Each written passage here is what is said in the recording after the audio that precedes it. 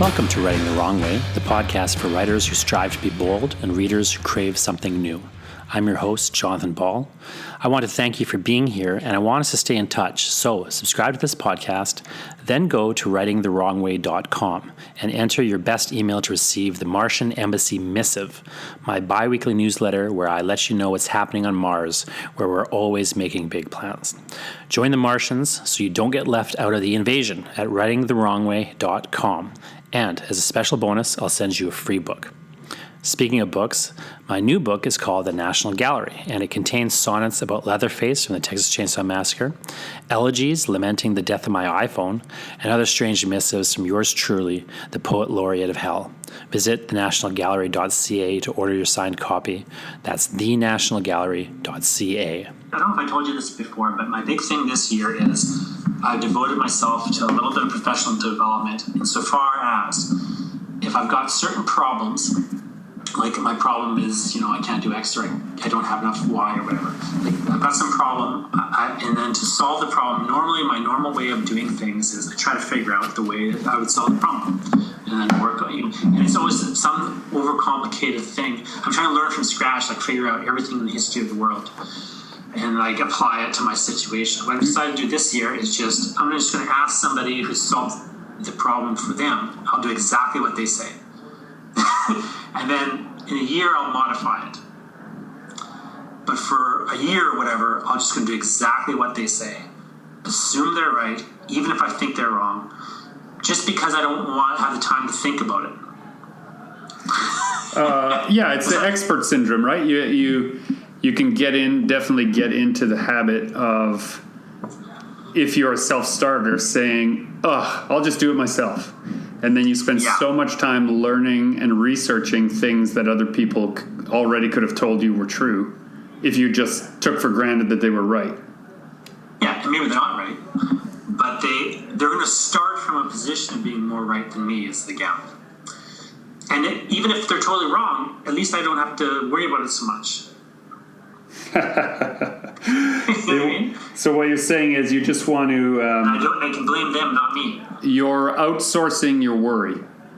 I'm trying to, as much as I can. Or I don't know, I'm just trying to do new things this year, Like, I'm trying to do this comic stuff and doing other things. I've just decided, like, I just don't have time to, like, think too much about it. Like, I need to, like, just decide I'm going to do X and then just do that and see how it goes. Just assess how it's been going in 6 months. And if I got a question about it, like for this comic stuff, if I got a question, I'll just ask you and Lyndon. And I'll just do what you guys say.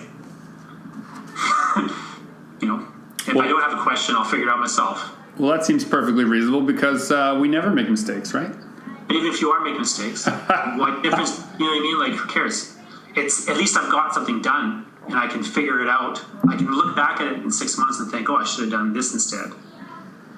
Yeah, it gets you some momentum. Well, my problem... Yeah, I get analysis paralysis, I got to figure out the perfect way to do things.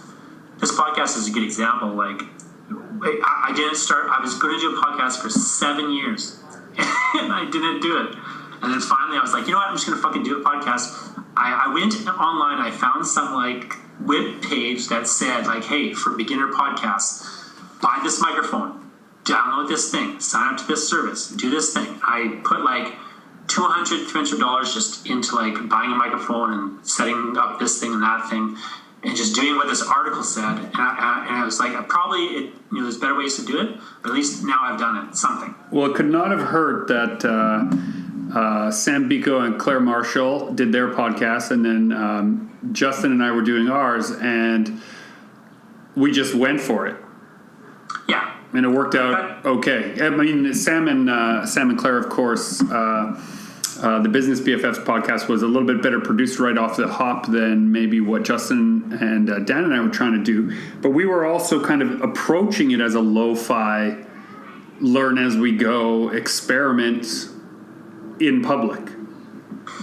Yeah, see, I feel like I don't do enough of those. At least I'm trying to do more of them the last, like, year and a bit. Like, just do more, like, diving in and just doing something and assessing it kind of, after the fact to build it more, Because I can be very perfectionist is my sort of problem. I mean, it's good, too. Like, it's a strength and a weakness, right? It depends how it's being applied.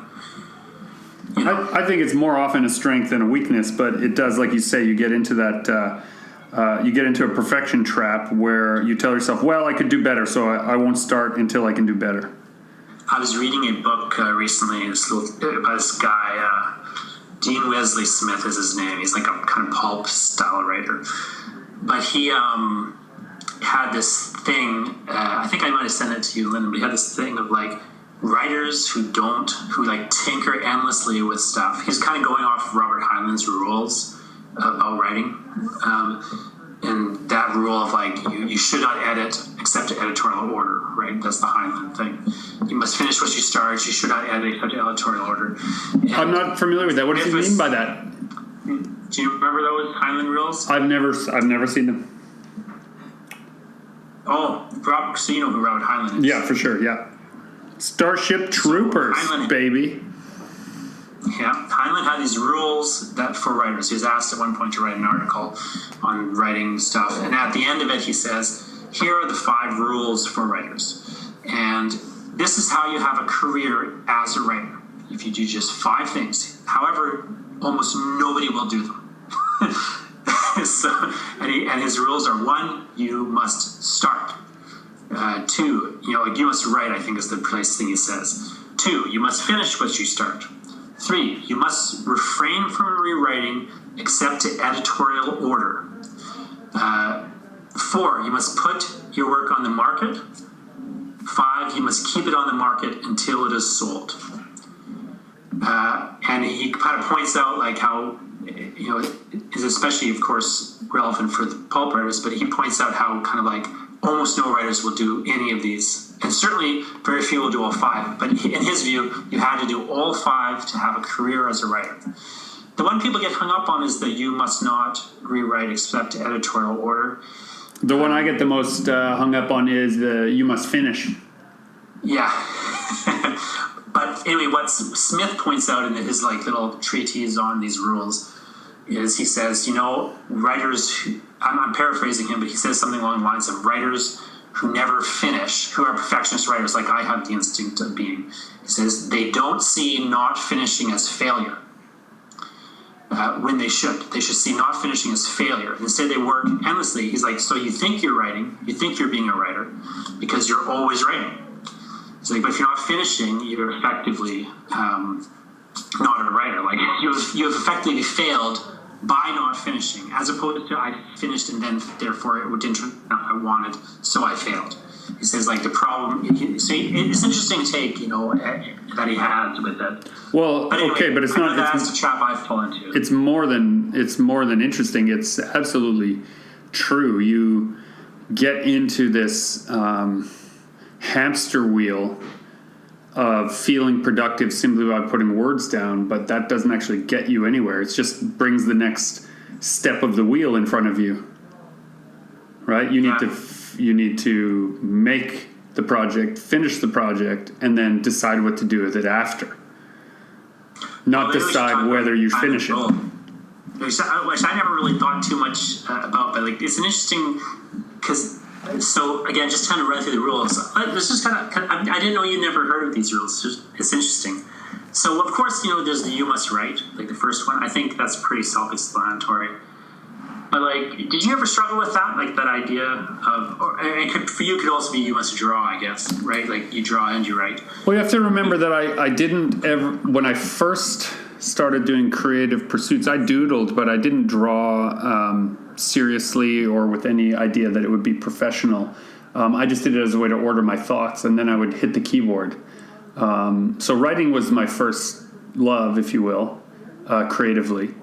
And that was never a problem for me. I was sitting down to start a project, to get an idea out, even to finish. I would write what we now recognize as, or now call flash fiction. I used to write flash fiction almost daily when I was in my, like anywhere from grade 5 right up until grade 9 or 10. I would write almost daily a complete finished idea or story that was like, between 500 and 1,000 words. And that to me was just fun exercises in writing. And I finished. And the thing about having, the idea was I'm going to write until I'm almost out of time to write, and then I'll end it.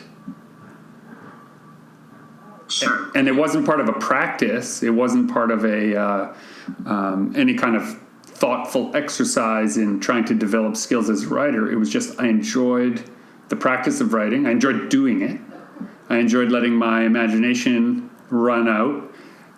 But I also enjoyed the constraint of, it's an hour before dinner, or it's an hour before school, or it's an hour that I would rather not be studying for my chemistry exam, right? Any of those things were good excuses to write a short little piece of flash fiction and then call it a day. And sometimes I would read a comic, and the core theme or idea in it I found really interesting. And then I would try to rewrite a story that had that central idea in a short little snippet also. So more specifically, let's say I read an Iron Man comic and the theme was about, the rampant dangers of technology and morality. Deep down, that's what the comic might have been about, some mad scientist. I would take all of the pieces that were Tony Stark and his armor and, maybe Ironmonger, the villain. I'd strip all that out, and I'd leave only the core idea of a mad scientist with an idea that everyone tells him is dangerous, but he's going to make it no matter what. And then when he finally makes it, turns out it was dangerous after all. And just write a story around that core idea. Sort of rewrite, like fan fiction without any of the elements that would be recognizable as the source material. And I mean, things like fan fiction or flash fiction are all terms that I now know as an adult writer, professional writer, that I didn't know then. These were just like me having fun. I look in retrospect at what we called that, but I didn't know that's what I was doing at the time. What I think is interesting about the injunction you must write, so the number one rule for Heinlein is I think the basic rule in many ways for anyone, you must write if you want to be a writer. What I see a lot of, and this is a sort of a thing that is a bit of a bugbear for me, because like you, I kind of came to writing fairly easily and naturally in that sense. I struggle with it more now than I used to, just because of I have so many more demands on my time and responsibilities than, of course, you do when you're younger. But it's still a thing that I think is, once in a while I just remind myself of it, but I do think it's the paramount thing. Like, you have to be writing. And the bugbear I have about it is a lot of people, and there's this attitude that I don't agree with at all, that certain things are writing. Do you know what I mean? Like, this is writing, and this is writing, and this is writing. But only writing is writing, in my view. Like, research is not writing. Correct. You and I agree on that. Walk and thinking about it is not writing. Correct, yeah. It's not that those are not important, but they are not writing. Well, it's the same way. If you're going to make... so in lockdown, my culinary skills, limited as they are, have been put to the test. If you're going to make soup, you got to cut the carrot up, right? That's part of making soup. But growing the carrot is not part of making soup. Yeah. Right? It is. You might grow the carrot for lots of reasons, but that's right. And so, but it's maybe a trite example, but the idea is that going for a walk is not writing; it's growing the carrots. It's a good metaphor, I think. It's not that that's not important. Yeah, it's not that you shouldn't do it. Definitely important. It's better to grow those carrots and buy them from the store. They taste better, etc. Right? Yeah. But it is not the same thing. And so, I think if you can only do one thing, again, you got to do the first thing, which is write. Like, if I don't have time to research, I should just write and then research later. You know what I mean? If I don't have time to grow the carrots, as it were, I should buy a carrot from the store, or find something, or make hamburgers, or whatever. Like there's just got to be. Well, and I feel like you got to eat. And if we swing back around to the original example, like when I was younger and doing those little bits of flash fiction, what I was doing essentially was buying the ingredients from the store. I would read somebody else's work of prose in comics, right? And then I would take that core ingredient and cook it in a different way. right? I wasn't sitting down to try and come up with an original idea because I wasn't thinking about it as, here, I'm going to write for a commercial market in grade 7. That was not my thought. My thought was, creating ideas and stories are fun. Man, that comic really got my imagination fired up. What are the things that got my imagination fired up? I'd make a little list. Can I make a story that does the same thing? I like the cooking comparison because I think there's always, like, you can get a recipe, right? You know, when you're cooking food, right. You can follow a recipe. There are like formulas you can use that will work, and you can produce a horror story if you do these things or whatever. And I think like the thing that people like, I feel like it's important to learn that stuff first, like before you start trying to do these other things. Like I'm very, a person who's known for experimental things or taking a strange approach. But I really, firmly believe that that's something you do later, or at least you can do it in versions of it earlier. I think there's certain ways in which we should encourage people to be doing unusual things early, or just giving them like a wider range of tools than maybe we, tend to give. You shouldn't write the road until you've written Blood Meridian. Yeah, and I just think there's a way in which I just really bristle whenever I hear people saying things like, staying out the window is still writing, It's like, no. It's like, you can do that. It's not a bad idea, but it isn't writing. So, like, if you can only do one thing, and you have to make that space for writing. Like, I just feel like you have to have that space in your life that is for writing. My conceit is that many people misattribute their need for self-reflection as writing. Yes. And so when people say, I'm looking out the window, that's my writing time, I think that you could argue that this is just a semantics thing, but what you're actually saying is, in my life, I need more self-reflection.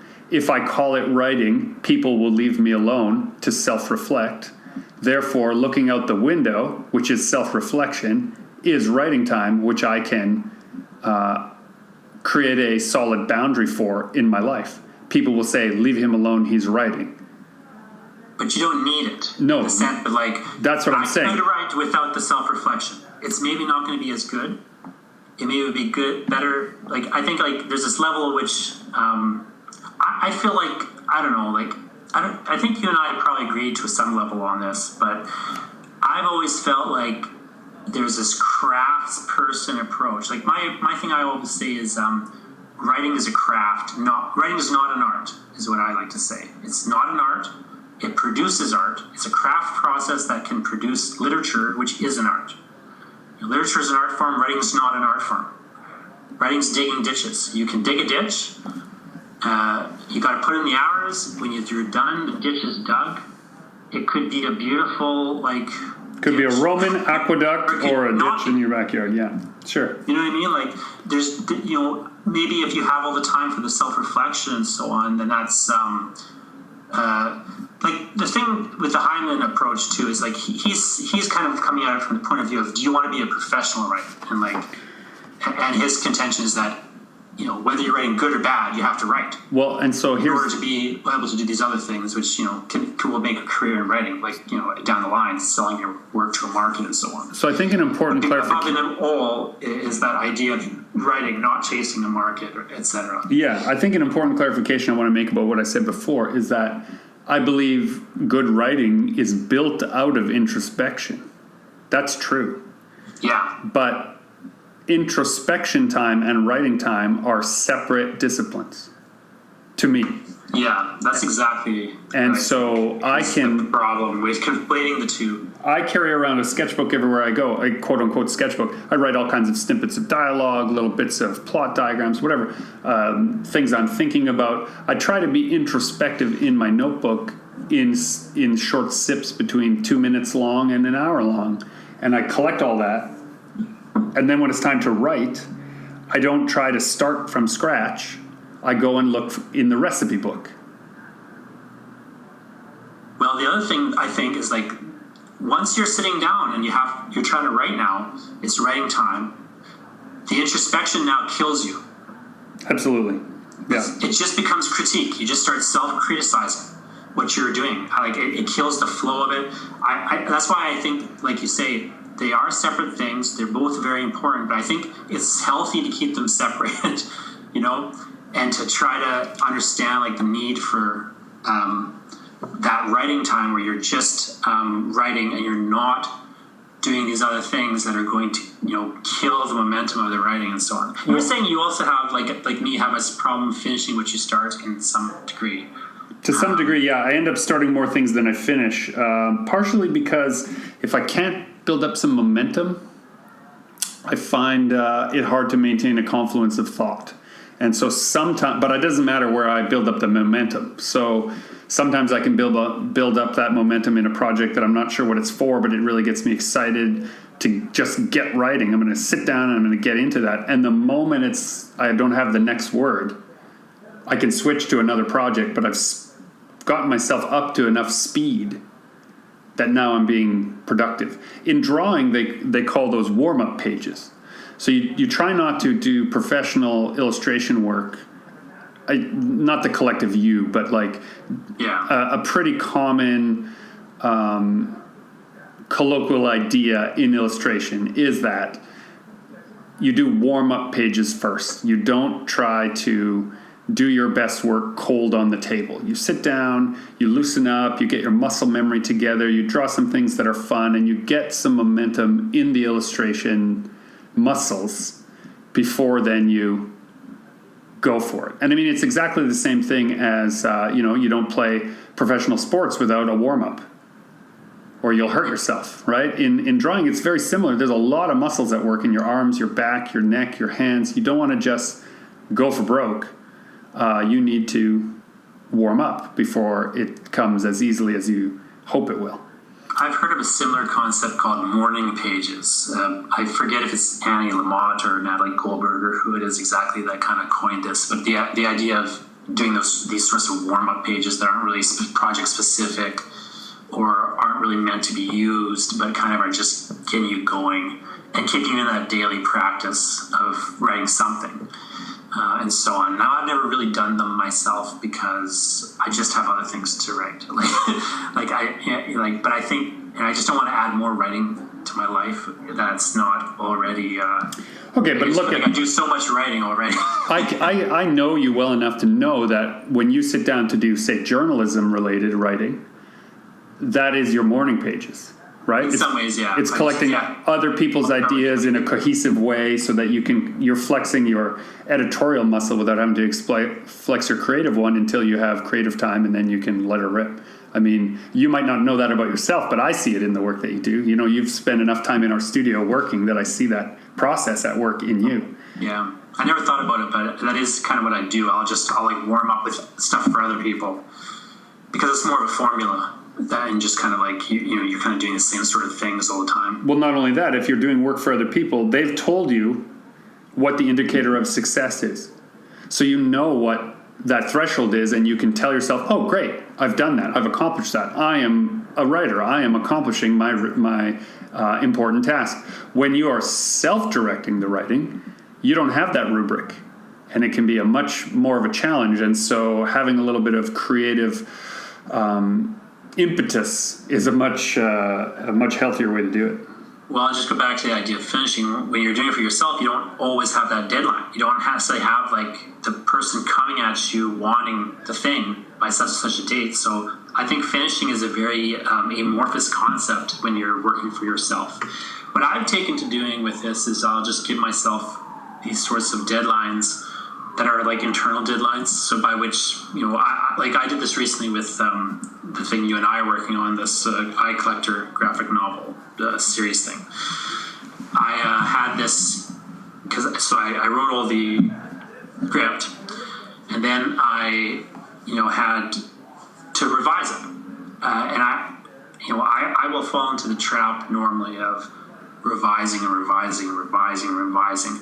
And I try to get out of the trap of it in recent years. Like, I developed more of a systemic process for revising, but one of the things one of the things I do in the revision process is I'll set a date by which I'm no longer allowed to revise it.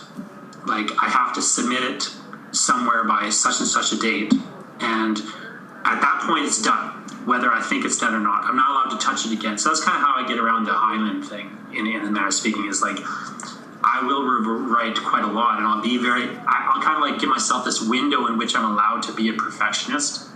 And once that window closes, I can no longer be a perfectionist. I'm not allowed to touch it. I can't look at it.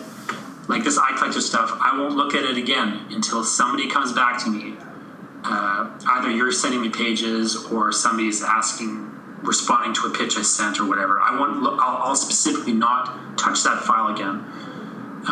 Even though I really have the urge every day to dive into it and change more things. Because I know I'll just go forever. Well, and it's interesting that you say that, because I see one of the things that I think may be really gratifying or satisfying for you in working on these comics is that the very process of scripting and then waiting for art and then lettering and then rereading and then making allows you to make lots of changes that all culminate into a finished project, because the thresholds you can't go backwards on, right? Once you have the script and then I illustrate that page, well, you can't change the script now because I already illustrated the page. But you might now, when you see the dialogue, adjust the dialogue to better fit the art, or adjust the exposition to better fit the art. But even that moves you a step towards completion in each stage. Same as with books, when you get the proof. So once I get that proof in, it's okay. I can only do so many changes. I can't change like the order of the stories. I can't change like whatever, Well, and so the difference to me, as someone who also has a prose novel out that just came out, Automatic Age, for the dear listener. That prose novel, it was much more difficult to decide it was finished because I didn't have those natural breaks. In comics, you work literally a page at a time to decide upon completion. But in prose, if you go back and you change a single line at the beginning, if you're trying to tighten that thread of prose now through the entire manuscript, it might require you to go in and change, say, 40 pages. If you change the color of something or the smell of something or the sound of something or the phrase or the gender of a character or any of those things, you have this constant ripple effect to the edge of the pond where a tiny change goes through the whole manuscript. And for me, it was very intoxicating to be able to change all of that whenever I wanted. And to get out of the habit of doing that was the hard part. And I think that's why Automatic Age, why my sort of debut prose work is a collection of very short novellas, because it allows me to be finished, to add illustration that is also finished. It locks it. Once I add an illustration, it locks those elements of prose into place and makes them immutable. Because now I'll have to change the illustration. If the illustration is representative or indicative or informative to some part of the prose, I can't change the prose without changing the illustration, and I can't change the illustration without changing the prose. So you have to be really careful. But once it's there, now it's locked. And I really enjoyed that locking mechanism to allow me to move forward. I have 2, 3, maybe 4 dusty old novels that I just can't figure out how to lock. And it might have just been a factor of you have to write, 500 terrible pages before you can write a dozen good ones. So that is also what's at play in those novels. But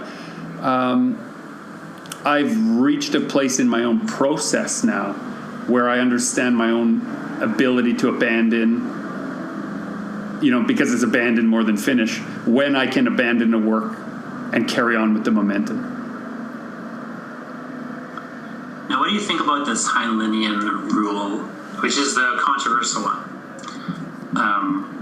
You must not rewrite except editorial order. Again, like the way who's giving that editorial order? Robert Heinlein is saying... No, I understand. What I'm saying is who is the origin of the editorial order in his example? So what it is somebody has bought your story, right, and they are giving you instruction on how to rewrite it. do not rewrite until that point, is what he says. Okay, so all things being equal, if you write all the time and you finish what you write, then I 100% agree with him. If you're planning to do writing as a job. If you're doing writing as introspection, write as many drafts as you want because you're writing a draft on your life. If you're trying to create a thing that's separate from your life, which is what a book is, then yes, you should wait until the feedback of that publication source comes in. Because what's the point? If you send it out for submission and then you rewrite it, when the submission notes come back, if they say, we love this, and you say, I've rewritten it, now that is not a good position to be in. I used to flip-flop on this. I've settled, I think, now on that idea in many ways, because I feel like when people focus on what he's not saying, as if he had said something, it's like so he says you must finish what you write, and then he says, don't rewrite it past that point except to editorial order. What I think is kind of trips a lot of people up in there is, again, my impulse is the perfectionist. You should rewrite it, you should rewrite it, you should rewrite it. But I think, if it's not, once it's finished, once it's actually at a point where it's, say, good enough to send out, I think at that point, it is what it is. And you and I talked about this before, but I have this idea that the thing is what it is. Once you get to the point where it is what it is, people will accept it or reject it because they want that thing or they don't want it. And then and there's no change you could make that would affect its marketability. If it's zombie orgies on the moon, well, maybe somebody wants to publish zombie orgies on the moon or they don't. Right. What's amazing is that I immediately came up with, as soon as you said that, I could see the cover layout and design perfectly. And I feel, and I can guarantee you that if you wrote whatever novel you wrote, if you named it Zombie Orgies on the Moon and you made it a really, really powerful cover design, you could sell a lot of copies of Zombie Orgies on the Moon, even if there wasn't a single sexual piece of content in your book, just for the titillation of that title. You're on something. That's $1 million. But here's what I'll see, though. But here's the thing that I'll see, and here's where I think this rule is really valuable. What I'll see people do, they've written Zombie Orgies on the Moon, okay? They've finished it. They've got, a couple drafts into it. It's, done. What I'll see, and now at this point, Heinlein would say, send out Zombie Orgies on the Moon to publishers. But people will say, no, I've got to polish Zombie Orgies on the Moon. But see, this is okay. I got to interrupt. You got to be Robert. You got to be Heinlein. But here's producing the amount of work at the quality that he was producing it in order to have the conviction to say that's done. Off you go. Remember that he's composing. This is what I used to think, Greg. No. There's a difference. You, sir, are spoiled by your word processor. You have to remember that in the time that Heinlein is finishing a manuscript on a freaking typewriter, the level of care that went into producing that finished draft is inexorably more pronounced than any effort you've ever put in on your word processor. So this is what people will say. People will make that argument. They'll say, of course, nowadays you would have to do more revision than you do, because if Gregory, you couldn't erase a single sentence. No, I'm going to rant for a second. Let me rant first. Imagine this, though, Gregory. Imagine you've written Zombie Orgies on the Moon. You have written it. You have Paul. It's not a total disaster. I'm going to be so rich. It's in good shape. It's there's no spelling errors, whatever. It's maybe not perfect. Well, if I wrote it, in good shape. That's not true. Well, yes, but so at this point, Gregory, is there some future version, a more polished version of Zombie Orgies on the Moon that somebody would accept? They'll take it or they won't take it. They want to publish Zombie Orgies on the Moon, or they don't want to publish Zombie Orgies on the Moon. Does that make? There's no publisher that's like, well, if this Zombie Orgies on the Moon is 10% better, I would publish it. Okay, now... Do you understand? Okay, so what you're doing, though, is you have to establish that it's like... Okay, we're right back to our cooking analogy, and it's funny because I am not a good cook. But the boiling point of water is set. Yes. Right? This is a perfect analogy. Okay. Now, Heinlein, in your previous example, here is a person who is used to routinely writing and putting out stories and fragments of stories that are boiling hot. Many writers barely get lukewarm. And there's nothing cooking. Once it's boiling hot, you can't make it hotter. I agree with that. Right? Because it's form and function, right? A magazine publisher that would actually, in the ancient days of magazines and publications through magazines, a magazine that was going to publish zombie orgies on the moon would hear that title, and if it delivered partially on that promise, you'd be off to the races because they know what they want and you've hit the mark. The difference, though, is that in genre publication, form and function are more tightly wound. For example, if I tell you that this is a science fiction story, and then you know what kind of tropes that you should expect.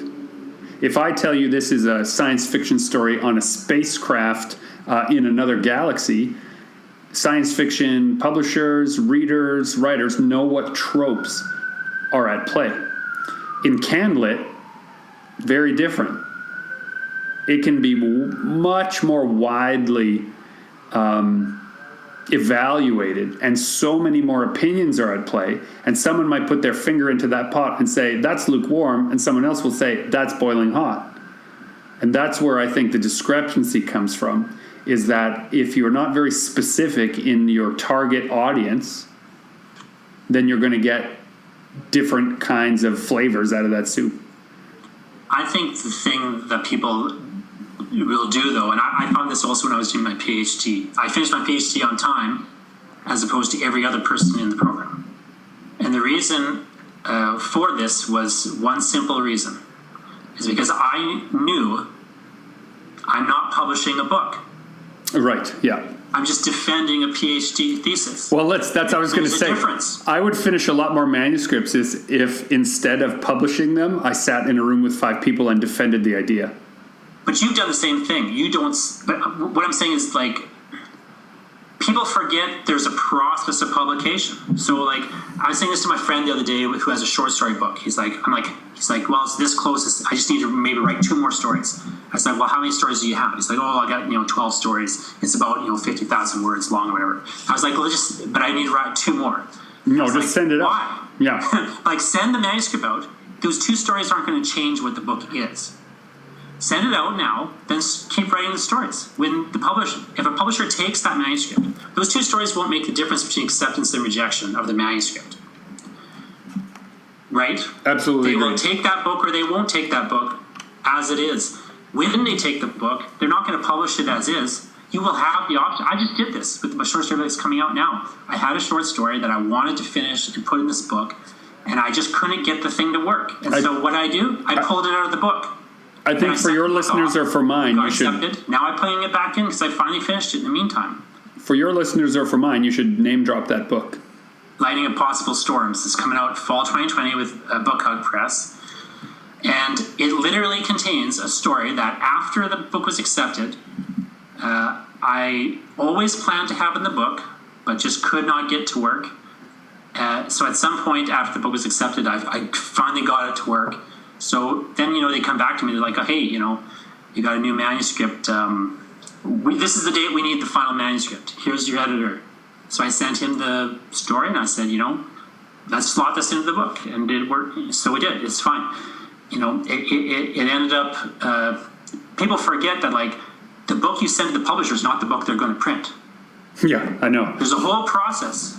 So if you get it 100%, I'm 100% happy with every word on every page. They're still going to fucking change it. Yeah, and they changed the layout. Like, when I was working on Automatic Age, because it had illustrations and because I have some experience doing layout and design and book design, I laid out the book myself.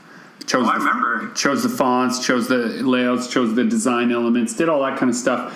Knowing full well, we had an agreement that another design firm would look at it and do the final layout. But there was a few sort of, for me, deal breakers. These were not spot illustrations that could be sparsely scattered throughout the book to the whim of a designer. These were specific to a prose that appeared on the page subsequent. So I laid it out so that the breaks, the paragraph breaks, and the page count would allow those illustrations to arrive exactly as I intended them. Kind of like the next paragraph of the story was the illustration. You didn't even have those illustrations done when you submitted the book, right? I had 80% of them finished. You didn't have a final 100% version of it that you're sending to them. No, for sure not. It's a process. I'll get to do this and this in the process, and those things won't make or break the deal. Well, this is an important thing that for them. That underlines the point you're making. When I said I want to submit this manuscript to you, and I said it's like this, it has these illustrations. They said just the prose, please, just send us that. And I had to explain, well, no, these illustrations are the next beat in that. And they were so used to doing it a certain way that I had to send, in my heart, a completely unfinished manuscript because it was absent the illustrations that added the clarity, the tone, or the emotion. But we were already in the discussion of this is a book we're going to publish. So I had to accept that those illustrations didn't make or break it. The concept of the automatic age was intact even without those illustrations. And that's what they were trying to prove. Will it stand alone without them? And if so, then it's something we want to publish. Anything I added beyond that point would only elevate the manuscript from their perspective. And that is very true in what you're saying about these drafts, right? If you get it to the point where it essentially explains your idea, it's boiling water, it's hot. Put your finger in there. It's publishable. It's publishable. It's boiling hot. Now anything else you add to that mixture just makes it better. But it's got to be boiling hot. And you should add stuff to it. Now, so Heinlein's saying don't add it except to editorial order. Now, I wouldn't necessarily agree fully with that in the sense that I think you should do things that are not necessarily you're being told to do. But I do think that people should listen to their editors. See, there's that percentage of things. Like when I get editorial feedback, I'll do all of it. Then I did this recently with the Lighting of Possible Storms. So that manuscript comes back from my editor with all these comments. So what I do, my process is this. I just accept all without looking at them. Then I read through the manuscript. And I will, if I notice a change has been made and I don't like it, then I'll go and then I'll rewrite everything I think needs to be rewritten. That's interesting. See, but I won't even notice. But I'll, instead of fighting or accepting every single change, I'll just accept them all. I'll assume everything they're saying is right and just accept it without even looking at what the edit is. But then I'll go closely through every single thing. And if it hits my radar, oh, that sounds weird. Almost always that's a thing where the editor has made a suggestion that I should have rejected. I've ended up in the habit of first checking the dialogue, the notes on the dialogue, particularly because I write stuff that's so heavily influenced by genre that the genre of the story is sort of linked to what the people are saying. So if a substantive editor looks at something in the dialogue and is unclear, often I can clear up whatever the exposition problem is also, because they're usually linked in those notes, by simply fixing the dialogue first. And then when I go and find those secondary changes later, when I go through and look at the whole thing, I find that I've solved much of the problem, and what I can do is just delete the sentence that had the problem in the exposition. Yeah, I find that a lot, that exact thing. But what's interesting about that is that for me, that came out of comics. Right? It's like a reverse engineering, because you don't want to have to change the image. So it's easier to change dialogue than image. And dialogue is connected to character development and motivation. And so if what the character is saying is more clear, then the picture is freer to say what it needs to say. And so I don't have at least the way I hope readers will see my writing is that the prose that leads up to dialogue is telling you something, and the dialogue is telling you something new.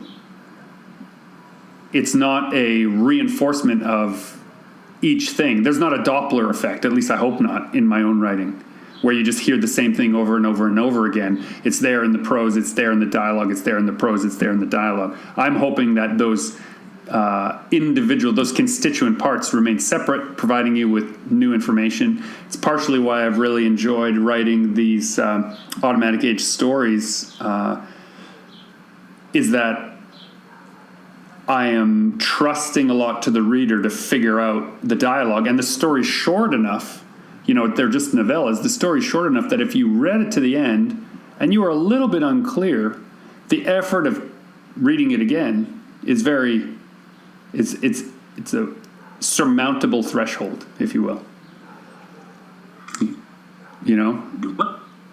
Have you ever had problems? Because this is a big problem I used to have, and I still have it to some degree, is the whole you must put your writing on the market. Even today, I was just talking to somebody. I've actually gone to I'm now going to hire a person to take all my files and figure out what the hell do I even have in this pack of files. Because I have thousands and thousands of things I've written. I don't even know what they are, half of them. I don't even know what I've sent where. I've got thousands of things that I've written and never even sent out. And they're good and they're fine. I just moved on to the next thing. But I'm trying to get better at the whole of getting the work out there kind of thing. But I know for I don't have a big problem with it in the sense of I don't fear rejection. Well, again, Heinlein was writing in a time when there was such a thing as a writer's market. That's not really the case anymore. Not in the same way. The number of places who will actually publish fictional work.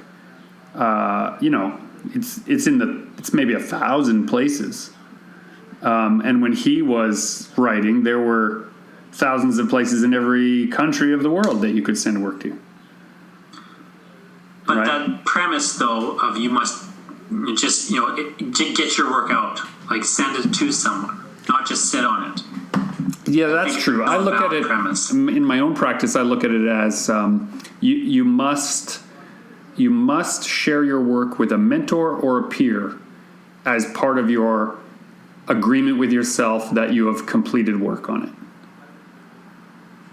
And so, it's easy for me to say, or it was because I have a number of projects either in the process of publication or involved in publication or with the prospect of publication. So I don't fear that I have a way to get work out into the world. The way that maybe an early writer says, it's easy for you to say, get it out there. What I think it can be a danger is people think Twitter is the market, or they think Facebook is the market, or they think a writing forum is the market. Those things aren't the market. Those are places where you grow ideas or gather ideas. Those are not the places where you get your work into the world and expect to reap its rewards. Now, I'll clarify. It doesn't happen, but it's not the rule. That's right. That's what I'm saying. There are weird exceptions. There are incredible exceptions to that rule, and those exceptions to the rule are, unfortunately, the kind of thing that can convince you, if you're scouring the internet, that it is the way to do it. Yeah, they're it's the high-profile outliers that make it seem like something you can replicate, and that is not, in fact, the case. What they all have in common, what all those people, the overnight successes, quote unquote, or the viral hits, they were all making work anyway, and they were all lucky. Yeah. Even if they were working very hard and deserve their luck, they nevertheless were lucky. There's an element of luck in there. Bill Gates was one of the only kids in the world who had a computer growing up. Which was lucky. Yeah. But it also, just that, it comes out in the aggregate, right? A person who writes every day is more likely to be published than a person who writes once a year. That's just simple math. Right? But a person who writes once a year and sends their book out every day is far more likely to be published than a person who writes every day and only sends out stuff when it's complete. So there are a lot of different ways in which you can adjust the knobs on that frequency in which your work is seen. You could write one novel and send it out every day to 1,000 possible places and do that for 2 or 3 years, having never written another word, and then be viewed as an overnight success. And we see that once in a while, and people say, like, what's your next book? I haven't decided. And those of us who write all the time think those people are insane. I can't fathom that. It blows my mind. But I honestly, like, I cannot understand that at all. Like, were you not working on something while this thing was... But I do know people for a fact that I know this is true and a real thing people do, and I've never understood it. I know people who will work on a book, send the book out, and then just wait to hear back. yeah, I know lots of people who do that also. It seems crazy. It's unfathomable to me. But that's because obviously you can't be in a career that way, but... Yeah, that's because you and I are also So few people workaholics. can. Well, here's another thing with the whole Heinlein idea of it is to also, like, you should let the market decide if stuff is any good. Just send it all out. I don't necessarily agree on that. But I do agree with that. And when we were doing shows, when the world was open, and we were able to do 25, 30 shows a year that had, any given show had between 5,000 people at it and 150,000 people at it. We did sort of local to mid to international shows. That market was right there deciding what was good or wasn't good, and we lived or died based on that direct access to the market. Well, now I have a very different scenario going on, and it's interesting because I'm more at the behest now of editors, of publishers, of tastemakers who aren't creators. And that's really, it's been an interesting thing. It's been essentially, 10 weeks that I've been in isolation here. But I'm looking at what is likely to be true of big gatherings like that. We're probably 2 years away from business as usual, or business as it once was. And even then, we're looking at an American population where they will have a period of between 6 and 12 months where 1 in 5 of them have been unemployed. So the idea that people will have disposable income for the frivolity that is a book, comic, or graphic novel, well, that's a sobering world to be looking at. It doesn't stop me from writing, right? Any more than it stopped me in grade 7 from doing that flash fiction, because that's not the reason I write. It's more to do with that introspection. It's more to do with the way that I'm trying to work at myself and work at the ideas within me and see if I can make something. And then afterwards decide if the market will bear it. It comes back to that Heinlein idea of finishing. Did you finish? If the answer is no, well, you have nothing to contribute to the conversation of the world market. I think what people often miss in the Heinlein process is it really is a process, one, that he's talking about as if you want to be a professional writer, a person who can make a living writing, or even just can build a career writing. There's this you have to get to the point where you're trying to sell this writing, whether you're selling it directly to a consumer or to an editor or what. And you also have to not take rejection to heart. You have to just get in the habit of when you finish the thing, you send it out. When it gets rejected, you send it out again. And it's just you just are doing it by rote process, and it gets ultimately it will get accepted or rejected. At some point, it'll be accepted or it'll never be accepted. That doesn't necessarily have bearing on its quality. That doesn't necessarily have a bearing on whether you're a good writer or anything like that. But it's a sort of a separate part.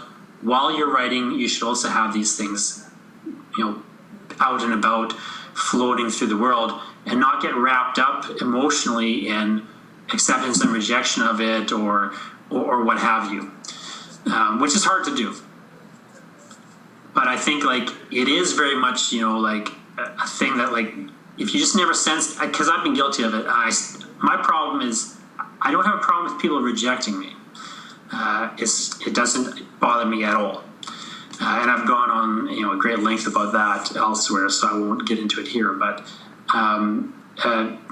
the issue that I personally have is I will just forget to send things out, or I'll forget. I don't have a good process in place for submitting and then resubmitting. I don't have any problem with it, except for an organizational problem.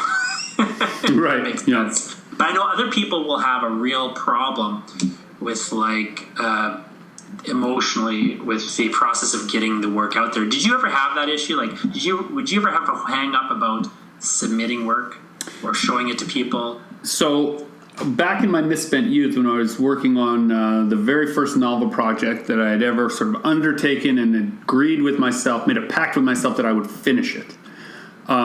It was terrifying to share that work. Terrifying. Because I had to decide it was finished and then also wait for feedback.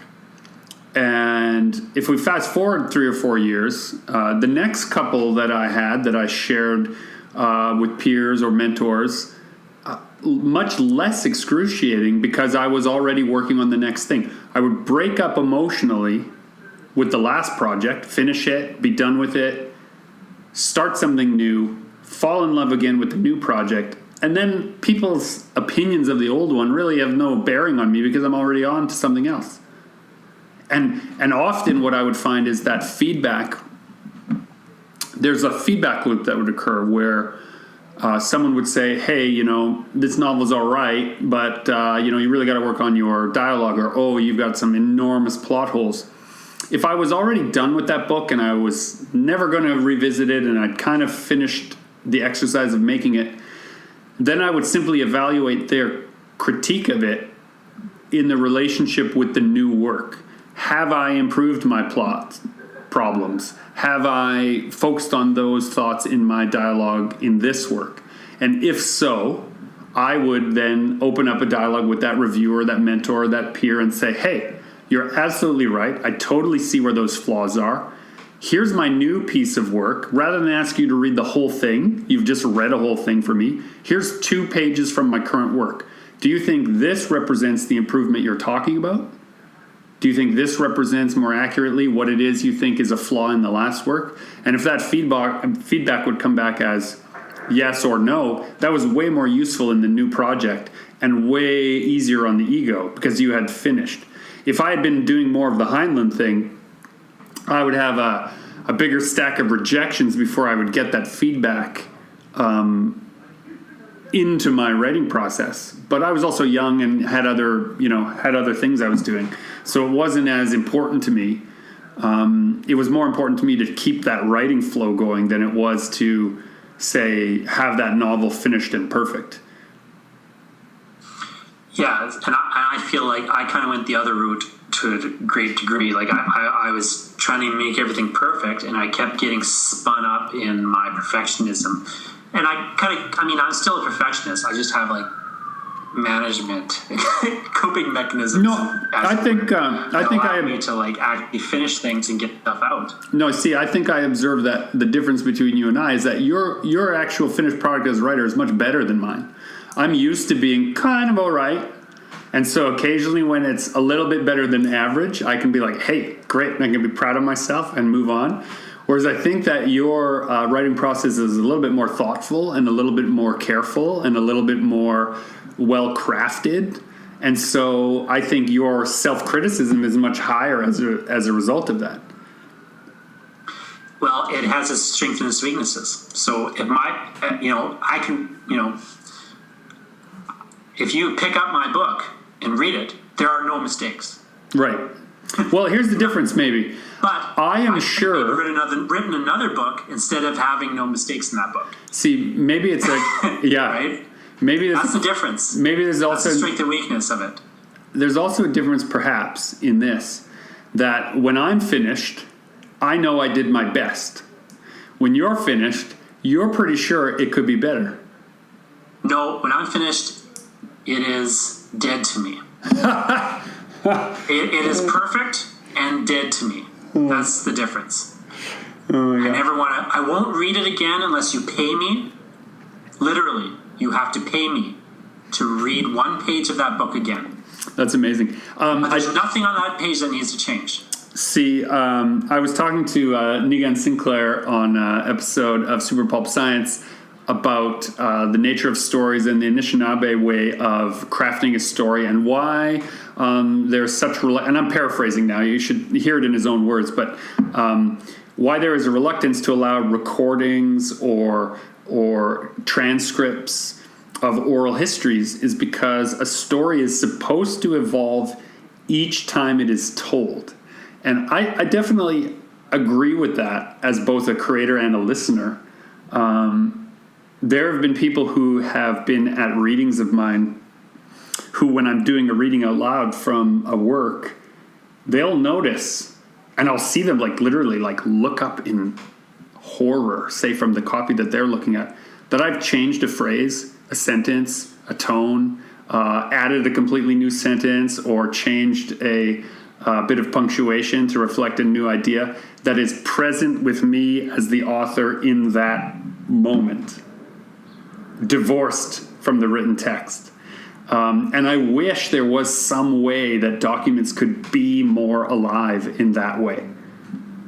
And, I look through Automatic Age now, and I read it out loud. I was doing a reading on the CBC, and there were parts of it that I changed even then as I was preparing for that reading that were more accurately reflected where I was as a writer in that moment.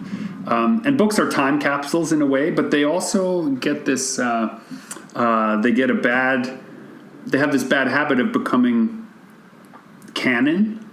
Yeah. Of a writer's thought. Like that if they wrote a thing, everyone will quote Frank Herbert's Dune and excerpts from it as if that's the way he always thought all the time. Well, no, that is the way he thought while he was writing that one particular manuscript, and he wrote, 100 books, maybe more. And so it has to evolve. So, and people's criticism of your work is also going to evolve because people don't look at things as they are. They look at it. They don't look at the work as it is. They look at it as they are. Yeah, I just feel like your approach, it's got an obvious strength over my approach insofar as it allows you to be just more productive. And you're still producing very high quality work because I've seen you go over things like with Automatic Age, for example. I saw versions of that. Different versions. Yeah, there were many iterations. And you can see you're doing, making massive improvements, making massive changes. It's not that there's no shoddiness to your approach. Interestingly, though, what you're just saying, all those drafts you saw were after it had been selected for publication, after I had a book deal. So it underlines your point that the book was already what it was before I had to finish it. More like what it is. Yeah, just making it more. I feel like that's the way to editing, and you're doing it with a deadline now, so that it isn't an interminable process. Right, because you're going to edit until you can't anymore, and then that's what it is. The difference between you and me, I think, is just in that process. So, you've got your proof coming to you now. What I will do, I don't know what you would do differently, but what I will do is this. I will ask the publisher, when do you need the final version? When do you need this proof back? When do you need the final version? And they'll say to me, I don't know, we need it in 3 weeks. So, fine. For that 3 weeks, I will just go over that proof 20, 30, 40 times. I'll reread the whole book, rewrite, the thing till it's, I will just keep going over it and over it and over it and just be super perfectionist about it. And then once that deadline hits, I won't look at it again ever. And I don't care anymore. Yeah. You know what I mean? I wish I could have that level of conviction to go over the sin. It's not really good. because in those 3 weeks, though, I won't do anything else. I won't make any more money. I won't get anything else done. Fair enough. That I don't have to do for some reason. I'm in that thing, and it's, it's got its strengths and its weaknesses, and it's a thing that makes it hard for me from a career perspective. But I think my point of view on it is it pays off for me because I feel satisfied as much as I'm going to feel satisfied. And I feel like I've done everything I could do, and I don't ever have to worry about it again. And it gets it and for me, those are things I just need to get out of my head. And that's how I get it out of my head, in a manner of speaking. Whereas I think you just prefer to have the thing in your head. You maybe like the story to be alive in your head more than I do. I want it out of my head. Fair enough. Yeah, I've wrote for a lot of stories in my head. But it's... Because you're still getting it to a high quality position. You're just doing it in a different process where it's still alive to you and you're not trying to pummel it to death. I'm trying to pummel it to death. Yeah, there's a way you can over sharpen a sword for sure. Yeah, and I that's why I have to set limits on it, because otherwise I would be blowing deadlines. I would be pulling books from publishers. I'd be doing all these things like when Politics and Knives was accepted, the version that was accepted for publication, half of it I threw in the garbage and rewrote from scratch in the editorial process. Oh, that's wild. But I like that book. That's a good book. But the way it works, my process only works if you put a rigid limit on it. Like past October 2nd, you can never look at it again or whatever. So, it's not necessarily the best. And until October 2nd, I can't do anything else, say. It just has, I'm just making that data, but you know what I mean?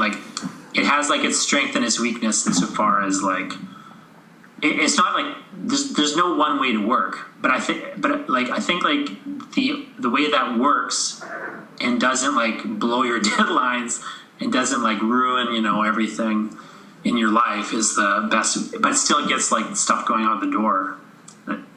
It's still, when I think about it, it is kind of the Heinlein rule in a manner of speaking. I'm maybe not exactly doing what the editor says, but I'm following the guideline they gave me, this deadline or whatever. Yeah, I mean, an observation that I will make about Heinlein's rules is similar to the conversation we had at the beginning about sometimes you're making stuff up and sometimes you're following a list of ingredients or a recipe, right? Our conversation has largely been shaped by somebody else's outline. But what we've brought to the outline is 100% our own individual experiences. And so when people are saying this is the one way to write, this is the one way to do it, they have to divorce themselves from the minutia that is being discussed and step out to the framework, to the larger ingredients list, if you will, and say, do I have enough of these ingredients to follow the recipe that they're describing? Well, thanks. Thanks so much for talking to me about this surprise attack of the podcast. And everybody listening, go get The Automatic Age, which is a really wonderful novella with chock full of some really great illustrations. What's throw your little pitch for The Automatic Age out? The Automatic Age, you mean my slug line? Tell you all about it. The Automatic Age is iRobot meets The Walking Dead. It's the story of a perfect utopia of robots and automatic comforts that people are not allowed to live in anymore. All those creature comforts turn on them and hunt them to extinction. And a father and son have to find the pieces of their lost relationship amid the wreckage of a crumbling utopia.